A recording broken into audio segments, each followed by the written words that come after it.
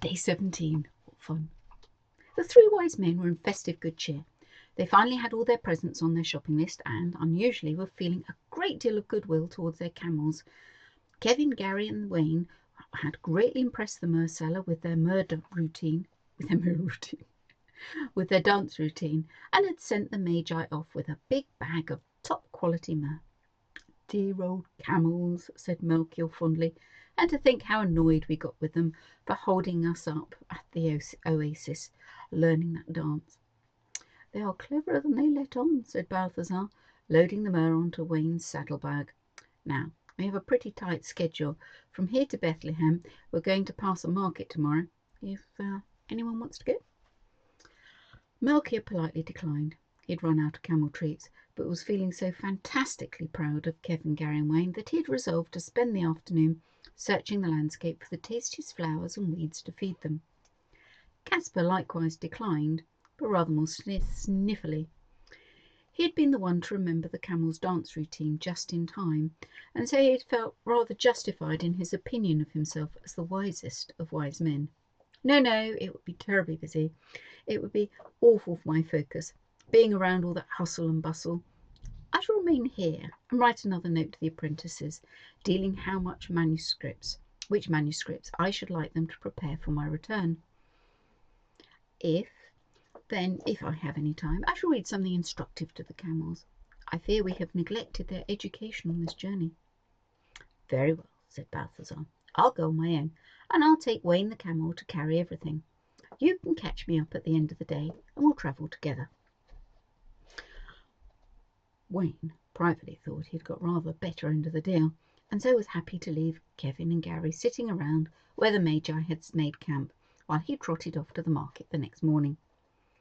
"We need some smart wrapping paper, the foil sort, of course," Balthazar mused to Wayne as they took the road towards the market. "And perhaps I should get a gift bag to put the presents in once they've been wrapped up in paper. We'll have to get some nice gift tags in any case. The smart gel pen to write the labels with." Wayne thought this sounded a little much, and mindful that he'd have to carry all the items, groaned and spat on the floor in an attempt to make his feelings clear. "You're quite right, Wayne," said Balthazar absent-mindedly. "We can only buy the best gift wrapping supplies. Seems silly not to, having bought such precious gifts." They reached the market, and Balthazar was faced with a bewildering array of gift wrapping supplies. There was just too much choice, and everything was priced in different coins to the ones that Balthazar was used to. But he wasn't a wise man for nothing, so he whipped out a spare piece of parchment and a quill, and collared a passing merchant. Together they knocked up a rough conversion guide. It seems that 1 denarii equals 0.43 Eastern silver coins, and 1 Eastern silver coin equals 2.3 denarii, explained the merchant rather helpfully. Armed with this information, Balthazar went skipping off into the market, determined to buy the most expensive wrapping paper, gift bags, and ribbons the market could provide. A little while later, he'd finally found all the items he wanted, a few extra things for good measure. In total, his shopping came to 18.4 denarii. How many Eastern coins is that equal to? Now, let me just show you the quick way. Actually, I'd better introduce you. This is Eastern silver coins, and this is denarii. And what this means is 1 denarii equals that many silver coins. No, and I think I got that wrong. And 1 Eastern silver coin equals that many denarii. Happy? Good. So, notice here, 9.2, this is why you need to do the daily math sheet.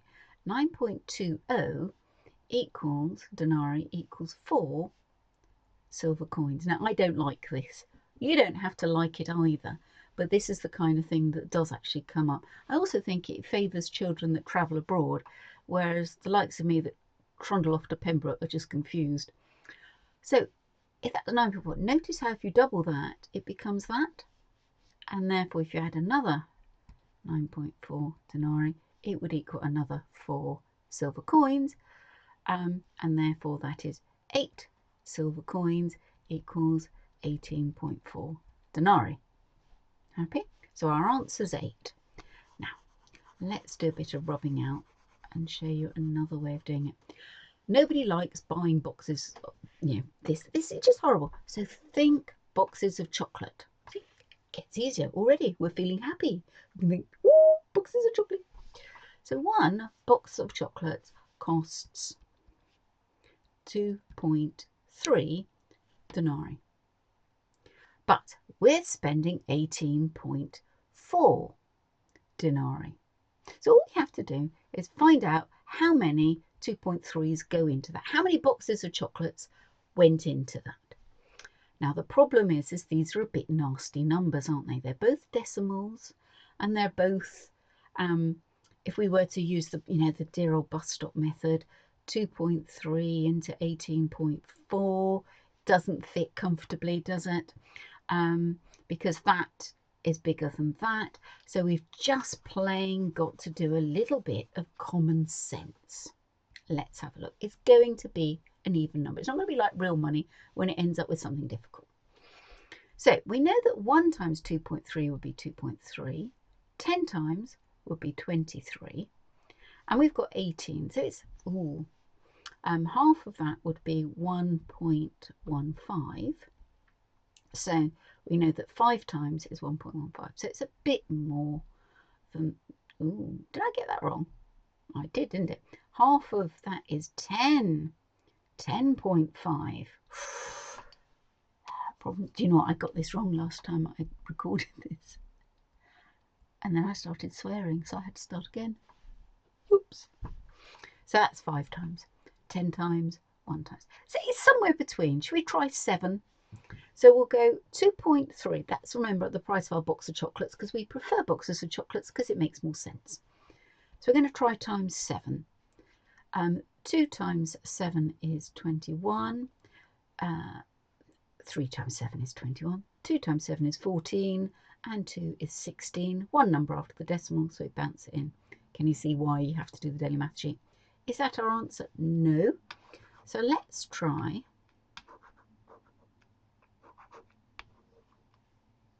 This is very odd, isn't it? I think I was probably pressing a mystery button by mistake. So I think we'll try timesing it by 8. We'll do it with a different colour because that just feels better. 3 times 8 is 24. There's our 4. 2 times 8 is 16 and 2 is 18. One number after the decimal, so we bounce it in once. So what did it? It was 8 times. 8 times. First find 1. So we found out the price of 1 box of chocolates. Actually, it's Eastern silver coins, but then we worked out that we'd spent that much on our boxes of chocolates. We'll say £18.40. So we had to work out how many boxes of chocolates went into that. And each one at £2.30, we found out that there were 8 £2.30 into 18.40. That makes sense when it's chocolates and when it's pounds. But when it's Eastern silver coins and denarii, it feels harder. So first find 1 and then work from there. But usually the numbers work out.